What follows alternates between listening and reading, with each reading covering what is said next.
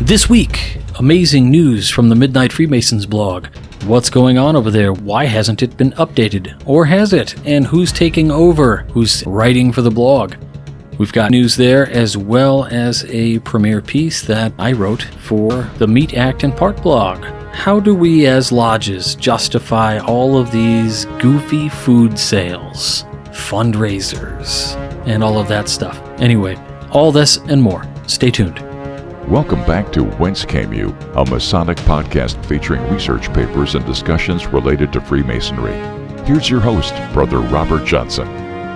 Welcome back to the show. This is episode number 670. As always, I want to thank our contributors, fellows, producers, and legacy partners of the WCY podcast, those people who make this program happen every single week. Without you, we can't do it the way we do it, which is top-tier quality audio, access to publications and production resources that are all number one in their category. If you're out there listening to the show and you're thinking, hey, how can I help support Masonic education?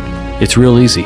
Head on over to our website, wcypodcast.com, click on Support the Show, and check out your various options. We also accept one-time gifts as well. So whether you've got $1 or $5 burning a hole in your pocket, we will gladly turn that into Masonic education. All right, in the news. Well, I had a mini tour and a lot of flights in 2 days, but we got it done. Went to an amazing event at Lake Lodge number 50 in Silver Lake, Kansas. I cannot tell you how amazing it was. I did a presentation on the Masonic pub crawl, Freemasonry in America and its colonial tavern beginnings, and we did it in a tavern atmosphere. There was something really special about it. The next day I flew out to Los Angeles, my old stomping grounds, and presented a premiere presentation called Mystical Legacies, unveiling the esoteric origins and historical implications of Atlantis, Lemuria, and the master race in occult traditions. This was something that I felt was a topic that needed to be discussed because so many of us really get lost in the esoteric writings. Anyway, after the presentation, we had many questions and answers, 25 minutes worth of Q&A. Food started to get cold, so we had to book it upstairs. And again, this was for the Illumination Lecture Series that is put on by South Pasadena Masonic Lodge, number 290. They're famous for their weekly meditation sessions, monthly education, as well as the Illumination Lectures, which have been going for over 10 years now. I was able to kick the season off with this presentation, and it was very much an honor for me to do so. I, in fact, got a write-up that was happening. Brother Jeriel Smith, past master and past everything, a super amazing brother. He actually did a write-up on the presentation for their trestle board, and I'd like to read that for you right now because perhaps this is something your lodge might be considering. So it's titled Illumination Lecture, February 22nd, 2025 by Robert Johnson, reviewed by Jeriel Smith. Our 2025 Illumination Lecture Series, now on Friday evenings, debuted on February 22nd with brothers and guests in the lodge room to hear Brother Johnson, the creator and host of the Whence podcast, courageously speaking on a most timely and important topic, mystical legacies unveiling the esoteric origins and historical implications of Atlantis, Lemuria, and the master race and occult ideologies. I say courageously because his message delved deeply into the dark side of esoteric teachings, some highly revered by many present, myself included, that he warned us would be complex and often contentious. Illustrated throughout with vivid imagery and insightful summaries of his points, Brother RJ's introduction set the stage with his introduction quoted from the presentation that he generously shared with me that will take the place of my usual subjective summary. Quote, "The evolution of the master race ideology was rooted in occult systems. While seemingly esoteric, this ideology has far-reaching implications throughout history and contemporary society. Our objective is to unpack its origins, trace its transformation across different contexts, and elucidate its pervasive impact on worldviews today. Our journey will explore the inception of these ideologies, their migration to political realms, and their effect on modern-day nationalism and cultural discourse. We will highlight our responsibilities as Freemasons to engage critically with such perspectives. Whenever we refer to the ideology, we are referring to the master race. Our journey will explore the inception of these ideologies, their migration to political realms, and their effect on modern-day nationalism and cultural discourse. Amid such transitions, occult systems offered a refuge and a framework that promised spiritual order and higher purpose. These systems, characterized by esoteric teachings and a fascination with ancient wisdom, provided fertile ground for racially charged ideologies to flourish. They combined metaphysical speculation with a contemporary yearning for identity and purpose amidst social tumult." End quote. He detailed many examples, starting in 1841 with a Christian minister, Reverend H.J. Prince, who started a religious revival within the Anglican Church. In due time, he broke from that church and created a cult premised on Jesus having been, quote-unquote, only one in a long line of avatars beginning with Adam and Noah and culminating in Prince himself, who was, quote-unquote, charged to extend that blessing to others, including sexual relations with his female parishioners. He then turned to occult systems that use historical myths and narratives to construct life-affirming worldviews. These systems often posit historical or ancient roots for their ideologies, intertwining cultural heritage with imagined genealogy. Thus, they aim to provide adherents with a sense of lineage and cohesion. He noted that such groups, Rosicrucianism, Golden Dawn, Theosophy, Martinism, Freemasonry, the Anthroposophical Society, and Crowley's AA, as well as such revered Masons as Manly P. Hall and Albert Pike, did great work that was understood by their sincerest adherents, but was misinterpreted by many others in, quote-unquote, a thirsty and gullible affluent world. More ominously, their concepts, especially hierarchy and racial superiority, were distorted and seized upon for nefarious purposes by totalitarian racist groups, such as the Nazi Party in World War II Germany, a process that continues into our own time. This stimulated a vigorous Q&A. Salient to myself is that all esoteric truths, including Freemasonry, are taught by symbols and allegories, and thus require discernment to attain their wisdom. A symbol is not the same as that which it stands for, and an allegory cannot be rightly understood if taken literally. I highly recommend watching the recording on the YouTube channel when it becomes available, keeping in mind that while Freemasonry prohibits talk of religion or politics in our tiled meetings, such conversations are needed outside the tiled lodge to fulfill our spiritual and civic duties as Masons and as citizens. And that appeared in the South Pasadena Lodge's 290 trestle board. So I want to thank Brother Jeriel for a gracious write-up on the presentation. If that sounds interesting to you, I'm more than happy to travel out. Just remember, it's a topic that is heavily charged, and we need to be adults about the conversations that happen. Well, the first piece I have for you this week also is a bit of news, and that comes by way of the Midnight Freemasons. The Future of the Midnight Freemasons Blog by Todd E. Creason, 33rd degree, and founder. Remember me? Probably not. It's been a while.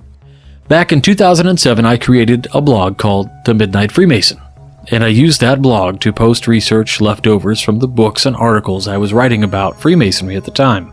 Despite much conjecture over the years, the title of the blog doesn't have any deep Masonic meaning at all. It merely described my writing habits. Working a full-time job, I often wrote late into the night. A friend had once commented that when his phone alerted him to an email after midnight, he always knew who it was. That was me, the Midnight Freemason, hence the title of the blog. I posted 3 times a week, on Mondays, Wednesdays, and Fridays. For the first year, nobody seemed to notice. And then a strange thing happened. I'd go to a meeting somewhere and people would say, "I know who you are, you're the Midnight Freemason." And for the first 5 years it grew, and it grew, and it grew. And I ran out of research leftovers and began writing content just for the blog, and that got harder and harder to maintain. By 2012, it was getting to be too much, and I called a few friends in to provide content. Among the original contributors were Greg Knott, who wrote the first contributor piece ever, Steve Harrison, Robert Johnson, Scott Nickham, Judy Gordon, Michael Shirley, and Brian Pettis. I hope I didn't leave anybody out. We retitled the blog The Midnight Freemasons, plural, and it had been a contributor blog ever since. It was tremendous fun. Many of us were friends, and every time we got a group of us in a room together, we'd take a Midnight Freemasons picture. And the blog grew, and more lodges found it, and were using pieces for their lodge education. And were asking permission to reprint pieces in newsletters and websites, and over the years we've had more than 30 regular contributors, and countless contributions we've published as one-time articles. Robert Johnson took over as the first editor, and I began taking a step back. He took the blog to a whole new level. Later, Darren Laner stepped in and has done amazing work collecting and editing and posting all this material. Bill Hosler had played a huge role in managing the Midnight Freemasons, and over the years we've gone from posting 3 days a week to once a week, and then most recently to whenever we had a good piece to share. And I think that was a wise decision to make, quality over quantity. But now we're in a new place. Darren Laners has decided it's time for him to explore some new projects and do some research into areas he's interested in learning more about, and has stepped down as the editor, and now it's back to me. And I'm trying to decide what to do with the blog. One thing I'm certain of is it's not going away. Too many people enjoy it. We're still getting 50,000 and sometimes as many as 100,000 hits a month. That's amazing. If nothing else, it'll stay up as an archive of thousands of pieces that have been written and published over the last 19 years or so. I'm leaning toward continuing it as a contributor blog and being a more active contributor again myself, but there might be some changes coming. I'll keep you posted. I'd like to thank our editors over the years and all the contributors and the countless hours they've spent writing such amazing content. That's what made this work. And of course, our enthusiastic readers. Stay tuned, there's more to come. Toddy Creason, 33rd Degree. Well, there you have it. This is a big change that's coming. We've gotten a lot of people who have been talking about this, and yeah, it's a huge change, but I'm excited for everybody involved. I'm excited that Todd will be getting back into the mix and doing a little bit of writing. He's a wonderful writer, and so there's that. I'm also very excited to say that Brother Darren has decided that he's going to start up a blog also on the Meet, Act, and Part podcast.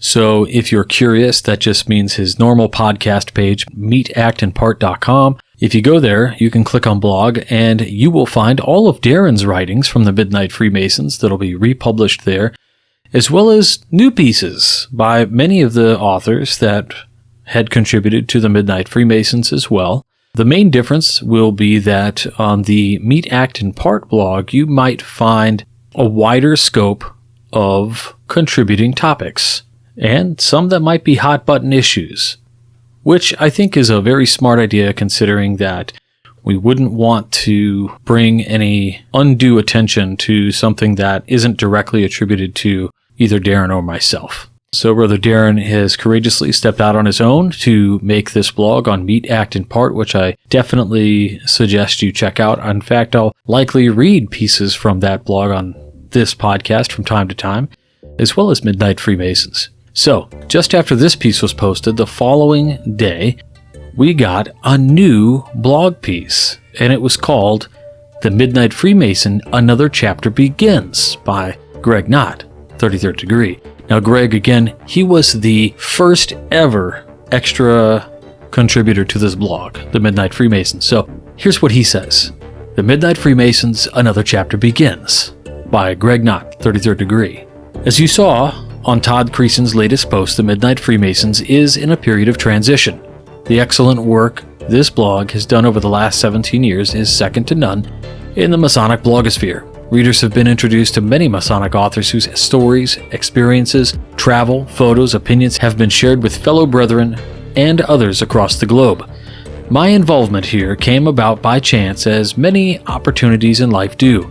I had written a small piece, RMS Titanic, The Amazing Story of Brother Oscar Woody, for a personal blog I had at the time. Todd wanted to run it on the Midnight Freemasons website, and I was excited to see it happen. Thus, I became the first guest contributor and later named the senior contributor to the Midnight Freemasons. Being a part of this team has been an important part of my Masonic journey. Getting to know many of my fellow contributors has given me a sense of camaraderie with those who are seeking to make our gentle craft a better place. The readers who have reached out to me from all over the world and letting me know about a piece they enjoyed or asking if they could use an article in their newsletter or other publication has been very humbling. One friend recently talked about his own Masonic journey. He had joined the craft quickly, went through the degrees, and took off on his career and didn't attend another Masonic meeting for 35 years. He kept his dues up that entire time. After retiring and moving, he found a local lodge and is actively involved now, going through the chairs, reading up on Masonic history, etc. He's been a frequent reader of the Midnight Freemasons. I have thoroughly enjoyed my time with the Midnight Freemasons. Let me take a minute to give special thanks to Todd Creason, Robert Johnson, Darren Laners, and the late Bill Hostler. All of them have poured their heart and soul into the premier Masonic blog that it is. I'm a better Mason in person because of their efforts and the opportunity to be a part of this amazing group. Going forward, I intend to keep writing for this blog and helping to continue to contribute my experiences and journeys with others. I'll be working with Todd Creason and helping shape the vision for the future. As one of the founders of the Meet, Act, and Part podcast and blog, I'll also contribute there as well, and of course remain one of the co-hosts for the podcast. That's the great thing about Freemasonry. You can shape the fraternity and experiences nearly any way you want. Like every organization, we have some challenges, but so what? That is just the nature of life in general. In closing, let me thank you for your readership, friendship, and support over the last 13 years that I've been associated with this blog. I hope you'll continue to stop by, not only here, but also over at the Meet, Act, and Part website as well. Greg Knott has been a proud Freemason since 2007 and a contributor to the Midnight Freemasons since 2012. He's the co-host of the Meet, Act, and Part podcast. Well, there you have it.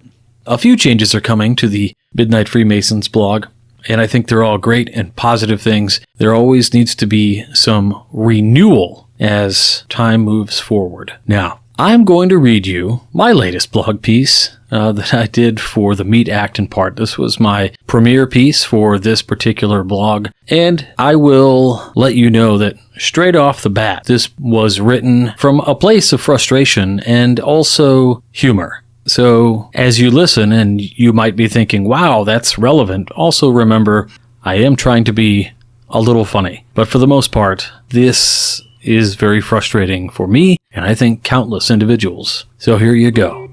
Lodge Food Fundraisers and Other Time Wasters by Robert H. Johnson. Published on the Meet, Act, and Part blog, February 17th, 2025. I visit about 60 Facebook groups each week to push out links to the WCY podcast. Yep, it's a shameless promotion. However, the goal is to get Masonic education into the hands of those interested, and all too often lodges don't provide their members with anything. So this is my Hail Mary pass into the dark. Throw it out there, and those who want it can ingest it. Speaking of ingesting, every week I open all these groups and tabs on my computer's browser, and I have to say it feels as though 90% of the Facebook groups for Scottish Rite Valleys, jurisdictional Grand Lodge groups, and local lodge groups have not posted anything between the time I posted the previous week and the post I'm about to put up. My first question was, why is no one actively discussing anything or posting in these groups? Are they dead? Where's the Masonic content? My second question occurs in the event that something is posted in the interim. It's always the same. Spaghetti dinners, fish fries, pork chop dinners, all you can eat for a nominal cost. I asked myself, and later on social media, what the heck is this? Are we some scrap kitchen trying to raise a few $100s to offset the January heating bill? By and large, these lodge meals are used as events to raise money, not for worthy external causes, mind you, but to fund the host lodge coffers. While I commend this effort, it's silly. Just raise your dues by a nickel. Seriously, why tax your community for your lodge's existence? And hold on, I assumed in the previous sentiment that the community comes to these.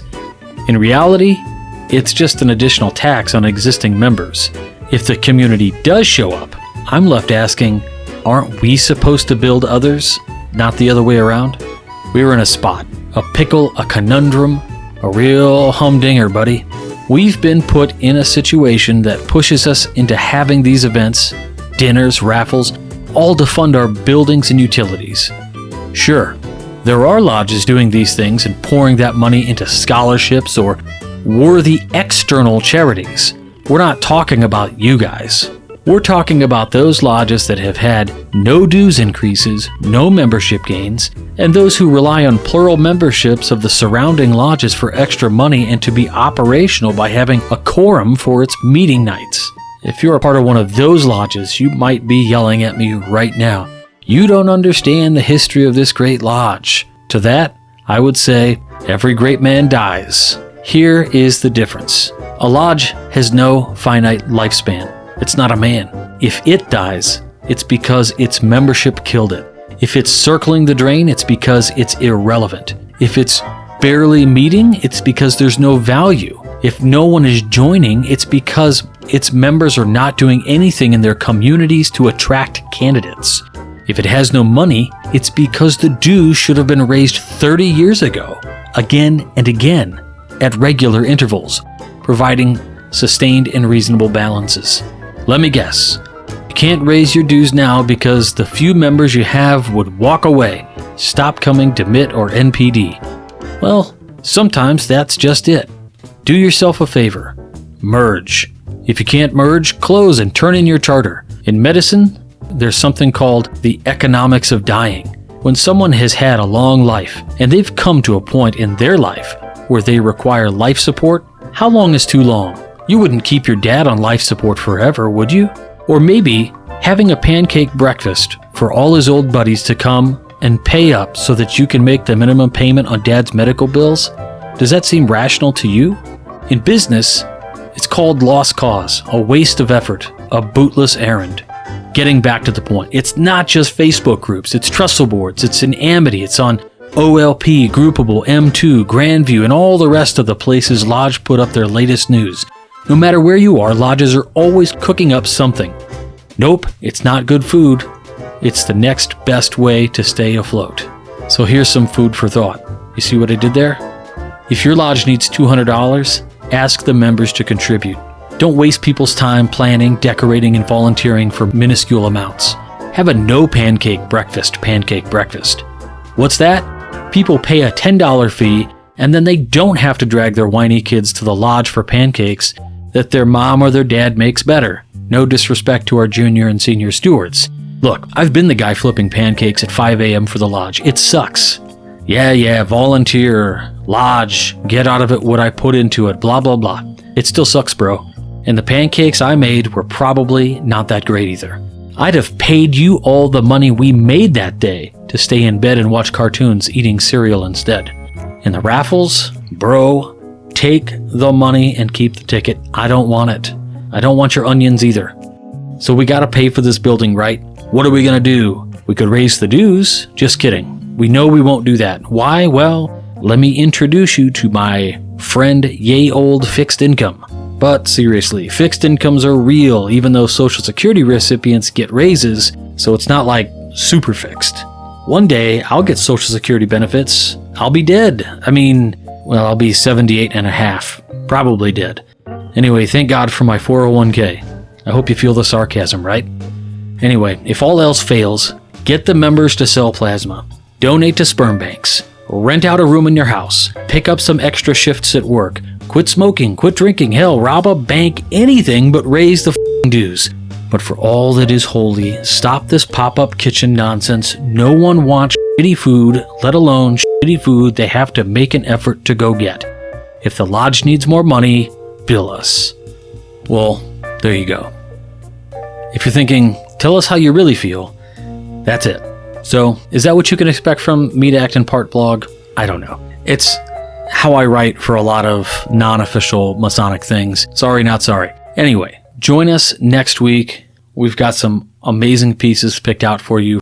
Before I go, I need to let you all know there's only a few tickets left for the San Antonio Esoteric Summit, so please check that out. You can find links to it on the WCY podcast website under presentation schedule. And last but not least, you guys have to go join the Missouri Lodge of Research, because if you do that, you're going to get a copy of a brand new book that is simply amazing. The Imperfect Storm, the real story, the truest account, never before seen or printed evidence about the William Morgan affair, the thing that flipped Masonry on its head here in the United States and potentially around the world. And yet, many brothers don't know about this, and those who do don't know what Steve has published. Even experts don't know this stuff. Steve put it all together in a book. We got advanced copies, read it, helped edit, did all the things. He's published it. It's out. It comes out through the Missouri Lodge of Research. Hardcover book, dust jacket, the whole 9 yards. It's an amazing book. We need to get this book into the hands of every single Mason if possible. Get it out there. Steve's just doing the book at cost. He's not making money on it. So again, it's about the education. It's about getting the real story out there and this insane evidence that is going to just blow your mind. I guarantee it. Anyway, check it out. MOLOR.org. MissouriLodgeofResearch.org. Check it out. Coincidentally, I just did a post about it on my TikTok. You can follow that at The Wizard of Arj. WIZARD_of_ARJ. Anyway, that's all for this week. One more time, I want to thank those producers, fellows, contributors, and legacy partners of the WCY podcast, whether you're on Patreon, PayPal, or you've done one-time donations, or maybe you're just out there sharing links to the show. Thank you so very much. If you're curious on how to help this program, head on over to the website again, WCYpodcast.com. Click on Support the Show. And with that, we'll talk to you all next week. And until then, stay on the level. For Whence Came You, I'm Robert Johnson. Take care.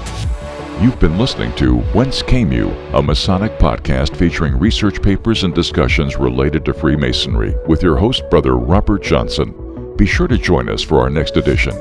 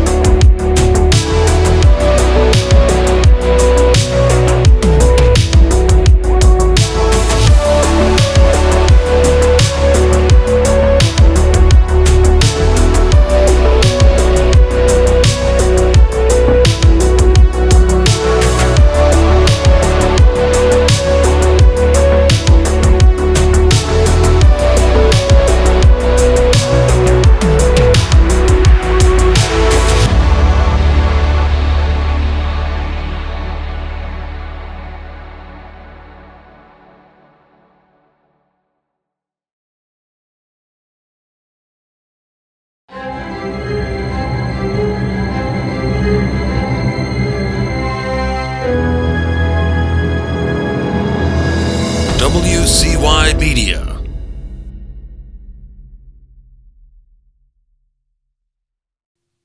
Why, that's BBS rock.